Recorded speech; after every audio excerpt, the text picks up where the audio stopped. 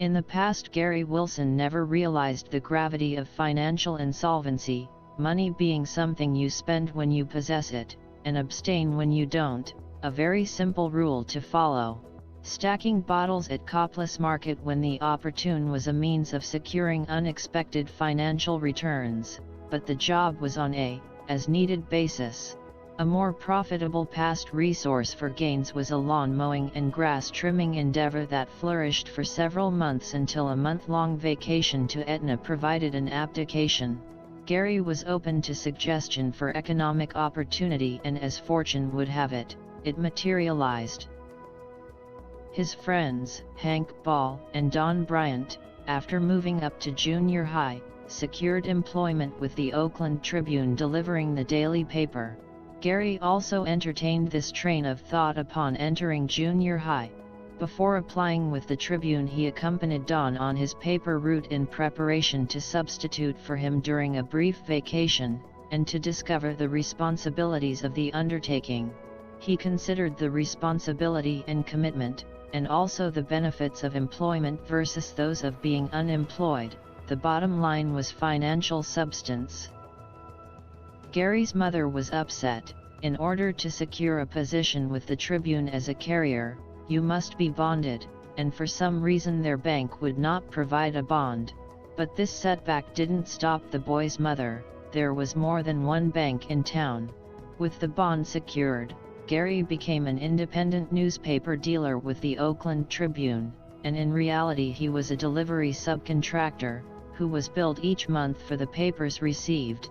It was the carrier's responsibility to go door to door collecting the monthly amount due from each customer and submit his payment to the Tribune by the 10th of every month.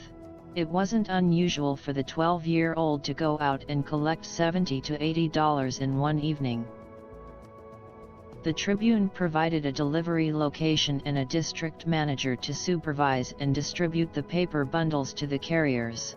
They also saw to the monthly incentive programs for maintaining complaint-free service and increasing subscription circulation. The papers were delivered by truck 6 days a week at 4 p.m. in the afternoon and Sunday mornings at 5:30 a.m. to an old converted garage on the corner of Field Street and Sterling Drive, a short distance from Crest Avenue. The old building was better known as the Paper Shack. Each bundle of papers came with a route number on it, Gary's route being LW37, the LW designating the area district.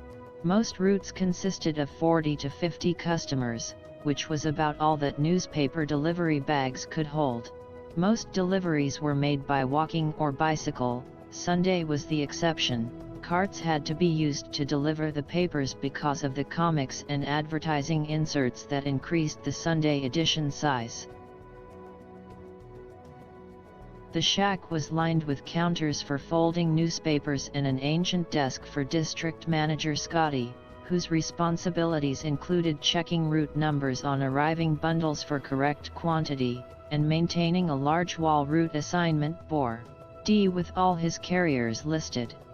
This visual perspective was an incentive scoreboard, each carrier starting with the same number of points, but change was possible, losing points for receiving complaints, gaining points for new Tribune subscriptions. A monthly trip, event, or sporting goods necessities would be offered for acquiring a postulated number of points.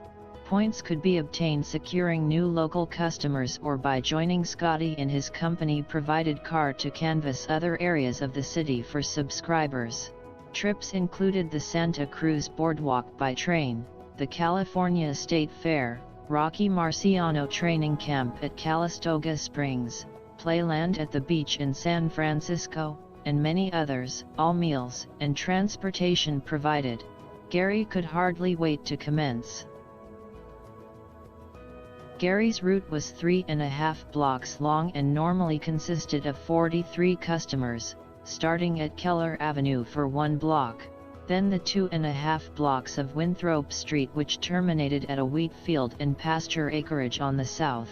The enterprise netted a little more than $30 profit per month, but it provided capital that he wouldn't otherwise have. The biggest benefit was a lesson in responsibility.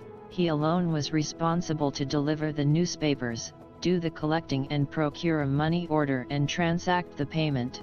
He was obligated every day with no exception, to be on time and provide his customers with personal service, whether it's throwing a paper on a porch, placing it behind a screen door, or depositing it in a newspaper tube or mailbox. He questioned himself about enduring the long-term undertaking and whether he could be resolute in staying the course, but being a judiciously tenacious person, it was confirmed, he could, and would. Sunday mornings Gary would set his alarm for 5:30 a.m. which would get him to the paper shack by 6, do the inserts, fold papers and start down the hill with his homemade pull cart, entering his route on Keller and finishing at the end of Winthrop. On some Sunday mornings, especially rainy ones, he would attempt to convince his dad to take him on his route. The 36 Oldsmobile was superlative for delivering papers. It had full-length wide-running boards for standing, and his dad on many occasions would respond affirmative, and a motorized fast delivery was assured. Being first frequently has its benefits, and some Sunday mornings Gary would arrive at the paper shack location early before all others. He would walk to Crest Avenue and from the hilltop, gaze and bear witness to the artistry of the panoramic view of the city escalating, and stretching below him.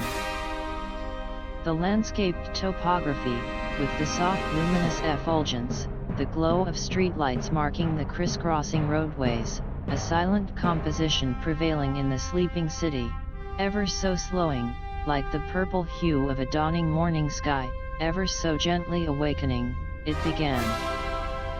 First as a whisper quietly making itself known. A gaining of momentum starting to build. Becoming louder. Echoing its boisterous. Taking notice, the stillness of a once quiescent city having come to life, announcing its authority, Gary witnessing the roar of the city, and its awakening.